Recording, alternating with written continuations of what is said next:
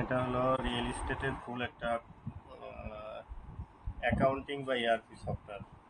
এটা হলো আপনি যখন আসবেন, এটা লগ ইন সিস্টেম। প্রথমে লগ ইন করবেন।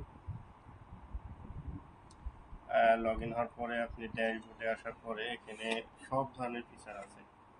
Dashboard, project, shareholder, product, sales, purchase, vendor, employee, customer, ledger, bank, আপনার ইনিশিয়াল ব্যালেন্স যেগুলো ওঠাতে হবে, voucher, report, user, role manage মানে কাকে কতটুকু পারমিশন দেবে।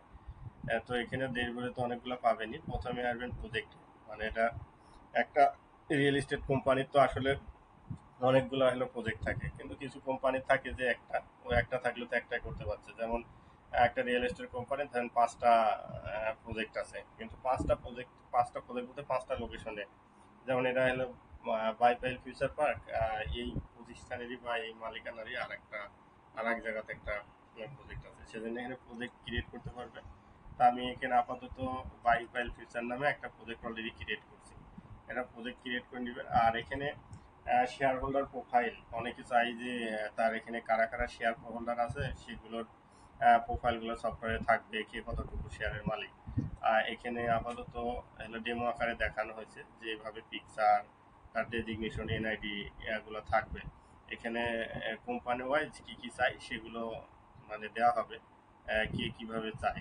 তারপর আপনি হলো প্রোডাক্ট উঠাইতে পারবেন। এখানে প্রোডাক্ট বোঝাতে আমি প্রোডাক্ট আপাতত 2টা উঠায় রাখছি। এখানে প্রোডাক্ট ক্রিয়েটে যখন আপনি যাবেন, তখন গেলে এখানে বলবে আপনার প্রজেক্টের নাম সিলেক্ট করতে বলবেন। যদি 5টা প্রজেক্ট থাকে, আপনি কোন প্রজেক্টের আন্ডারে এই প্রজেক্টটা প্রোডাক্টটা উঠাবেন।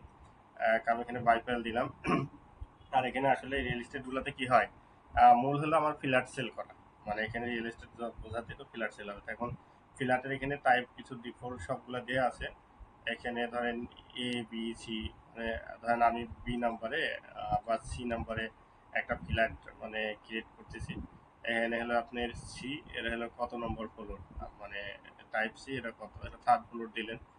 ফ্ল্যাট সাইজ আপনি এই ফ্ল্যাটটার সাইজ কত হবে, ধরেন 1200 স্কোয়ার ফিট দিলেন। একটা রেট থাকবে, এটা 18 লাখ টাকা ধরেন আপনি রেট দিলেন। টোটাল ইউনিটেড মানে স্কোয়ার ফিটের রেট অনুসারে এখানে আপনার রেট দেওয়া লাগবে। এখানে স্কোয়ার ফিট আপনি কত দিবেন, ধরেন দিলেন। এখানে টোটাল, এখানে অটোমেটিক টোটাল ক্যালকুলেশন হবে।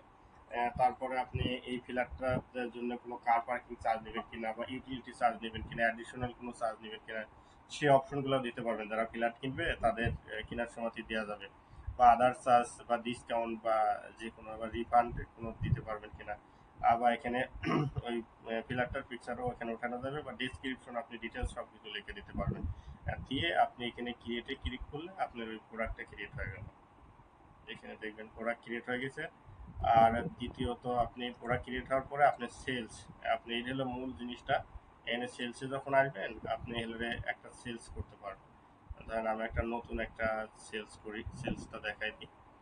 নতুন সেল করতে গেলে আপনার তো প্রথমে একটা কাস্টমার নেই, ধরেন আমি আমার নাম দিয়ে রাখছি।